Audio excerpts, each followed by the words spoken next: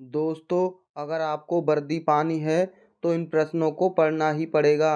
अगर आप इन प्रश्नों को छोड़ेंगे तो आपको वर्दी नहीं मिलेगी। जय हिंद दोस्तों, मेरा नाम विवेक है और आप देखना शुरू कर चुके हैं अलीगढ़ स्टडी चैनल। तो चलिए बिना देरी के सीधे प्रैक्टिस करते हैं। महात्मा गांधी के प्रिय भजनों में से एक वैष्णव जन तो के रचयिता कौन हैं? सही जवाब है ऑप्शन सी, नरसिंह मेहता जी। अगला प्रश्न, मानव शरीर का कौन सा भाग ऑरिटोपोरोसिस से प्रभावित होता है? सही जवाब है ऑप्शन सी, हड्डियां। अगला प्रश्न, किसने मगध की राजधानी राजगृह से पाटलिपुत्र स्थानांतरित की? सही जवाब है, इसमें से कोई भी ऑप्शन मैच नहीं खाता है। अजातशत्रु का उत्तराधिकारी था, यानी उसका पुत्र था उदयन, ये काम उसने किया था। अगला प्रश्न, योगक्षेम वहामयम किसका आदर्श वाक्य है? सही जवाब है option B, LIC of India का, यानी भारतीय बीमा निगम का। अगला प्रश्न, भारत और श्रीलंका को कौन सा जलडमरू मध्य अलग करता है? सही जवाब है ऑप्शन डी, पाक जलडमरू मध्य। अगला प्रश्न, 1662 में पुर्तगाल के राजा ने इंग्लैंड के चार्ल्स द्वितीय को कौन सा भारतीय तटीय शहर दहेज के तौर पर उपहार में दिया था? सही जवाब है ऑप्शन ए, मुंबई। अगला प्रश्न, किस भारतीय दार्शनिक विचारक को 1893 में शिकागो में आयोजित विश्व धर्म संसद में अपने संबोधन के लिए याद किया जाता है?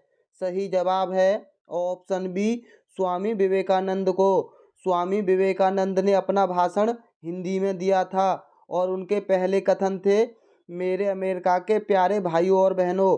अगला प्रश्न, भारतीय साहित्य में आरंभिक 20वीं शताब्दी के मुख्य हिंदुस्तानी लेखक धनपत राय को किस नाम से जाना जाता है?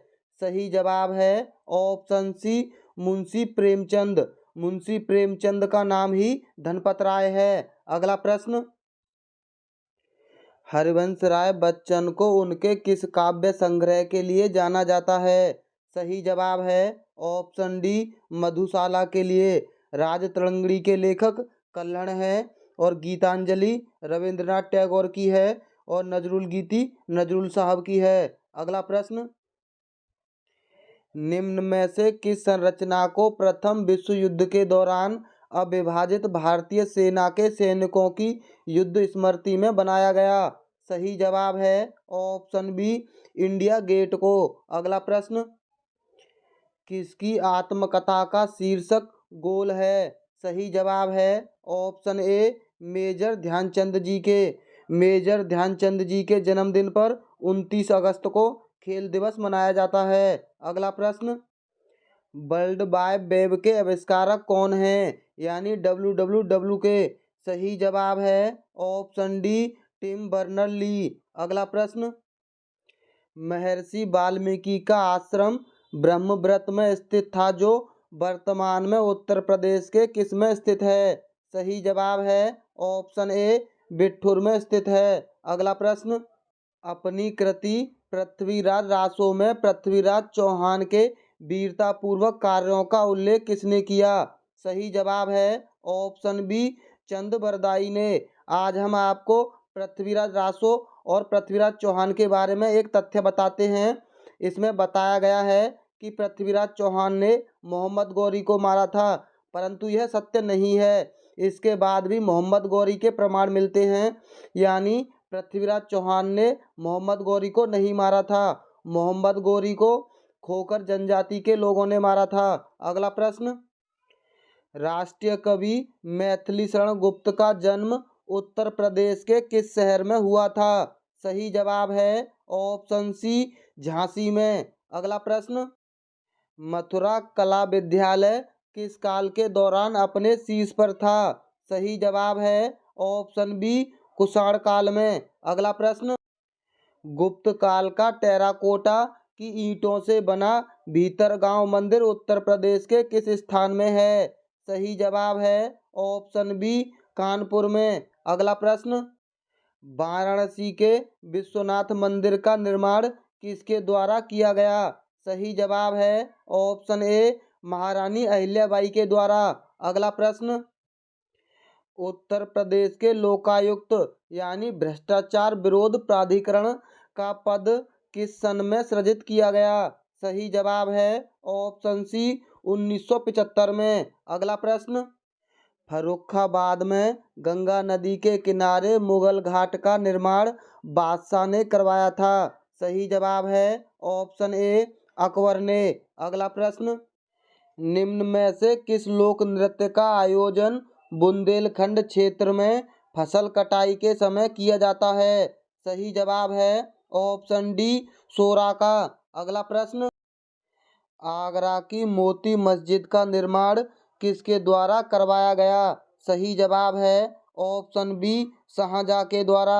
अगला प्रश्न, कौन सी डेटा बुक भारत में जानवरों, वनस्पतियों और कवकों की दुर्लभ और विलुप्त प्रजातियों के दस्तावेजीकरण के लिए स्थापित एक राजकीय दस्तावेज है?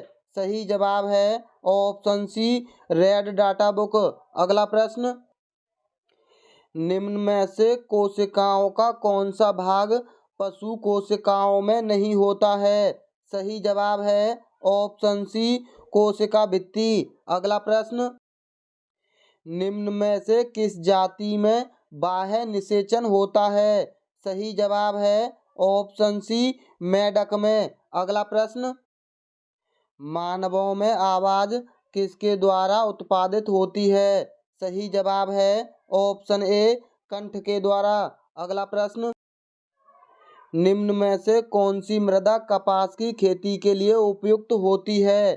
सही जवाब है ऑप्शन सी काली मिट्टी।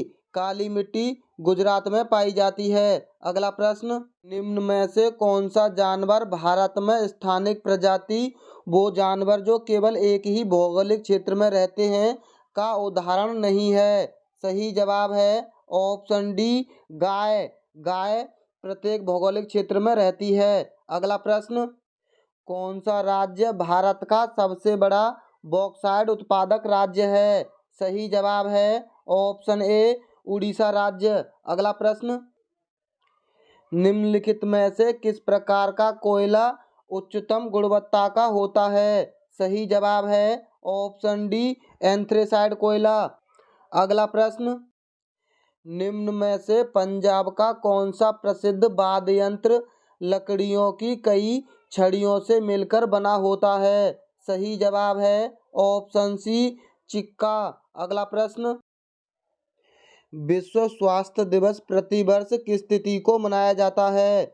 सही जवाब है ऑप्शन बी 7 अप्रैल को। 8 मार्च को अंतर्राष्ट्रीय महिला दिवस मनाया जाता है। 21 जून को अंतर्राष्ट्रीय योग दिवस और 4 जुलाई को अमेरिका का स्वतंत्रता दिवस होता है। अगला प्रश्न, निम्न में से कौन से शब्द में ऋषि की मात्रा का उपयोग हुआ है? सही जवाब है ऑप्शन डी वृष्टि में। अगला प्रश्न, शा का उच्चारण स्थान है? सही जवाब है ऑप्शन बी तालु। दंत सा होता है ये वाला सा, और मूर्धा सा होता है ये वाला सा। अगला प्रश्न, कौन से शब्द में रा व्यंजन नहीं है? सही जवाब है ऑप्शन ए मात्रा में। अगला प्रश्न, संज्ञा का भेद नहीं होता? सही जवाब है ऑप्शन सी निजवाचक। ये प्रश्न भी पूछा जाता है कि संज्ञा के कितने भेद होते हैं। संज्ञा के 5 भेद होते हैं। व्यक्तिवाचक, जातिवाचक और भाववाचक 2 भेद और हैं, जिनका नाम है द्रव्यवाचक और समूहवाचक संज्ञा। अगला प्रश्न, निम्नलिखित में से कौन सा शब्द पुल्लिंग है? सही जवाब है ऑप्शन ए वचन। वचन दिया जाता है, हानि होती है, प्यास लगती है और बचत होती है। अगला प्रश्न, सदा ही बहुवचन में प्रयुक्त होने वाला शब्द है? सही जवाब है ऑप्शन बी प्रत्येक। प्रत्येक हमेशा बहुवचन में प्रयोग होता है। अगला प्रश्न, हरिमोहन अपनी बहन को पुस्तक देता है, वाक्य में रेखांकित पद में कारक है, यानी इसमें कौन सा कारक है? सही जवाब है ऑप्शन ए कर्मकारक। कर्मकारक का चिन्ह को होता है, इसीलिए इसमें कर्मकारक होगा। अगला प्रश्न, क्या आप घर भी जाएंगे वाक्य में रेखांकित पद है?